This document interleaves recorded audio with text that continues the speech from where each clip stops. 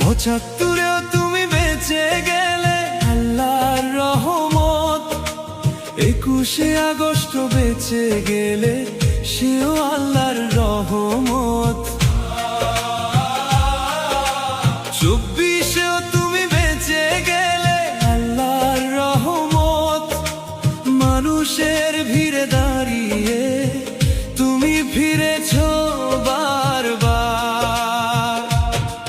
কত ঝড় এলো, কত ঘর ভাঙলো, তবু তোমার নামটা মুছলো না। মাটির বুকে কসম নিয়ে